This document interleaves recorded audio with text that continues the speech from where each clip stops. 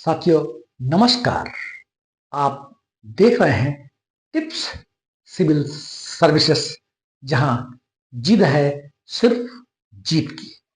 हम बात कर रहे थे भारत के द्वारा चलाए गए महत्वपूर्ण सैन्य और मानवीय अभियानों की। हमने पार्ट फर्स्ट में ऐसे 10 अति महत्वपूर्ण सैन्य और मानवीय अभियानों की चर्चा कर चुके हैं, जो कि कई बार विभिन्न परीक्षाओं में पूछे गए हैं। आज पुनः हम बहुत ही महत्वपूर्ण सैन्य और मानवीय अभियानों की चर्चा करेंगे। तो शुरू करते हैं। Operation steeple chase. Steeple chase एक खेल का नाम है।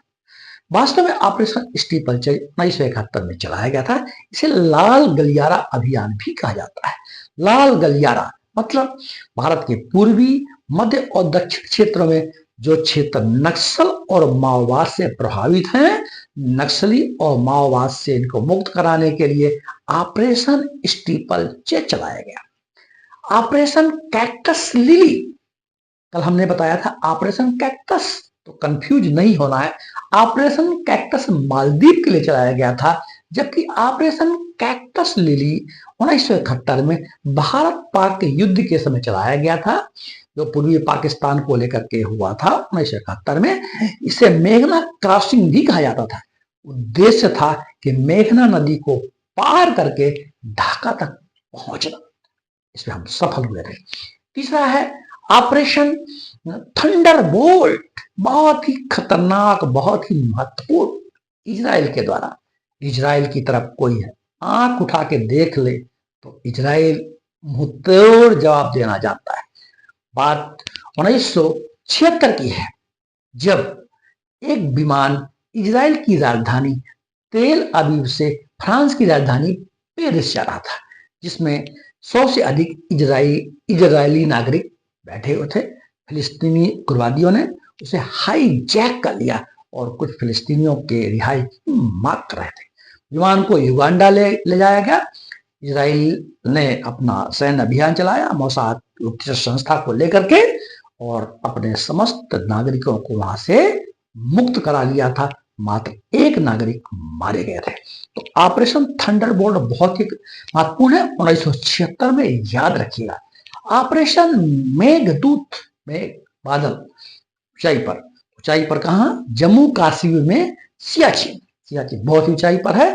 तो सियाचिन को आपके कब्जे पर लाना के लिए यह ऑपरेशन चलाया गया था। यह बहुत ही अनोखा और भारतीय सैन्य का एक स्वर्णिम अध्याय वाला अभियान था कि इतनी ऊंचाई पर हमारी भारतीय सैनिकों ने गए और सियाचिन पर कब्जा कर लिया। बहुत ही महत्वपूर्ण है, इसको याद रखिएगा। 1984 ऑपरेशन पवन, हवा मेघ पवन पुत्र, हमारे पवन पुत्र हनुमान जी श्रीलंका गए थे, और यह श्रीलंका से ही संबंधित है, इसको याद रखिएगा।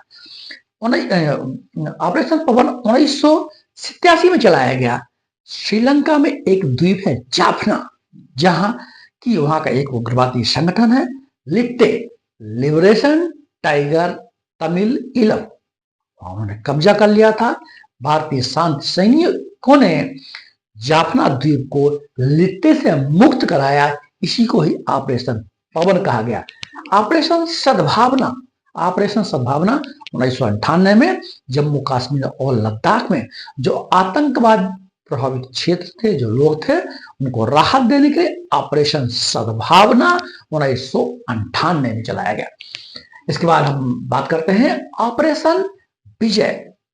कल भी हमने ऑपरेशन विजय की बात किया था, जो कि गोवा को मुक्त कराने के लिए ऑपरेशन विजय चलाया गया था 1961 में। तो कंफ्यूज नहीं होना है, यह भी एक ऑपरेशन विजय है जो कारगिल वार से संबंधित है। 1999 में चलाया गया था।